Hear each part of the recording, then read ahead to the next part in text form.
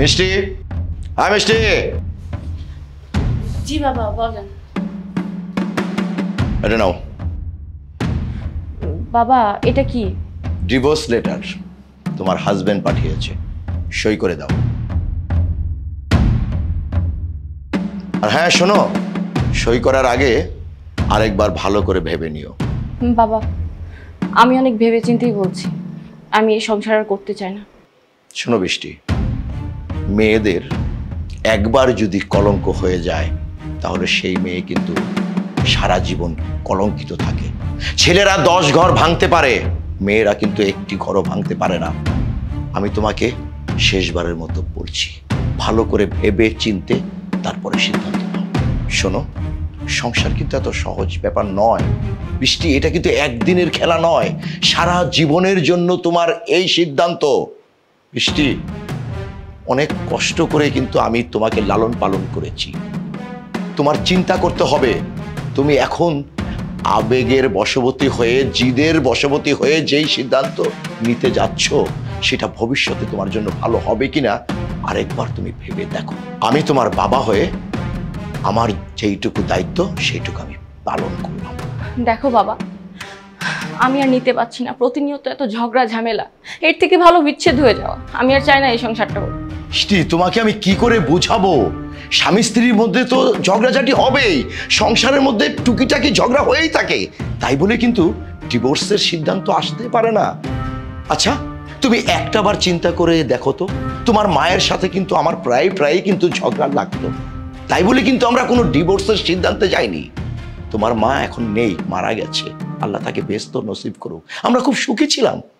বৃষ্টি, সময় আছে, সিদ্ধান্তটা ভালো করে ভেবে নাও, তারপরে সিদ্ধান্ত নাও।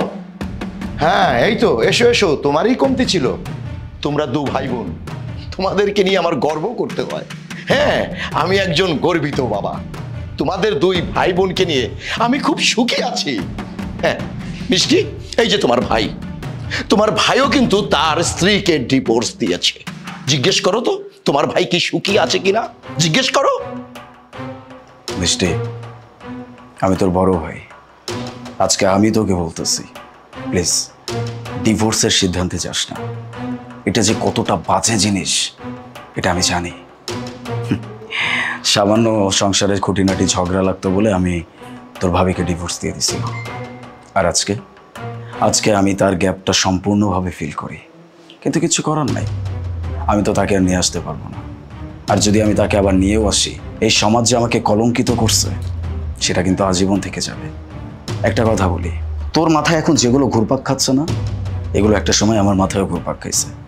এইটাই ভাবছি, এই ডিভোর্সটা হয়ে গেলে আমি হয়তো অনেক সুখে থাকবো, অনেক ভালো থাকবো, মানে একটা ঝামেলা মুক্ত থাকবো আমি। কিন্তু দিন শেষে আলটিমেটলি আমি ভালো নাই। একটা সংসারে ডিভোর্স কখনো সমাধান হইতে পারে না।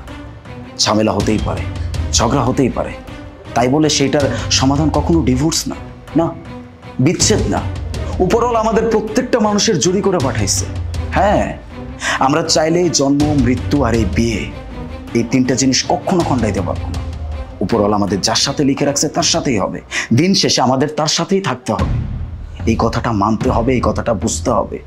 এই যে তুই রাগের মাথায়, এই যে তুই জেদের মাথায় একটা ডিসিশন নিয়ে নিচ্ছিস, এটা কখনো ভালো হবে না।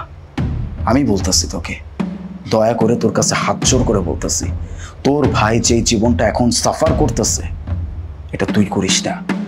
আমি চাই তুই ভালো থাক। ছেলেটা যথেষ্ট ভালো। হ্যাঁ, একটা সংসারে ঝামেলা হবেই, ঝগড়া হবেই, খুঁটিনাটি বিষয় নিয়ে দুজনের মধ্যে লাগবেই, এইটাই স্বাভাবিক। এগুলোকে নিজেরা মিলে মিউচুয়াল করতে হবে। এখানে বিচ্ছেদ না, এখানে দরকার দুইজনের মিউচুয়াল। দুইজন একসাথে বসে কথা বল, দুইজন একসাথে বসে ব্যাপারটা সলভ কর, সর্ট আউট কর, দেখবি তোরা ভালো থাকবি। প্লিজ এই ডিসিশন নিস না। এবার সিদ্ধান্ত তোমার হাতে। জি ভাইয়া, আমি ওকে ডিভোর্স দেব না।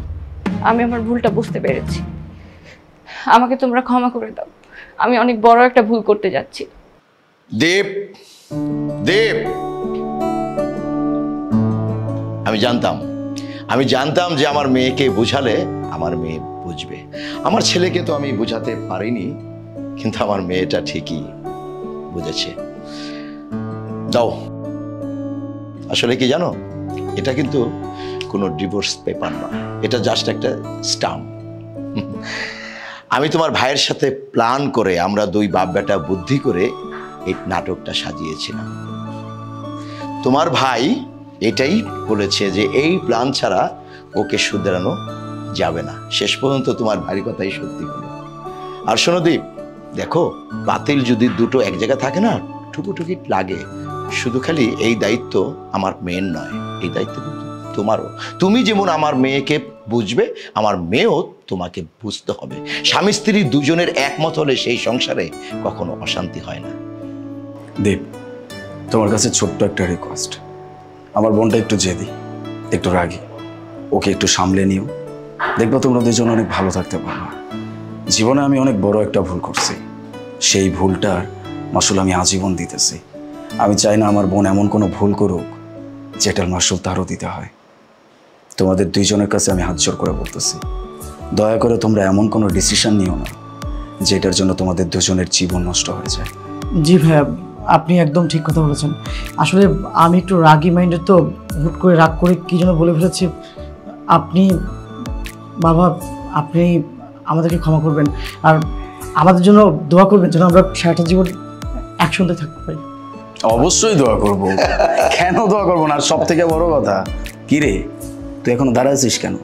ও আসছে বাড়িতে, চা নাস্তার ব্যবস্থা করবি না? যা। জি ভাইয়া।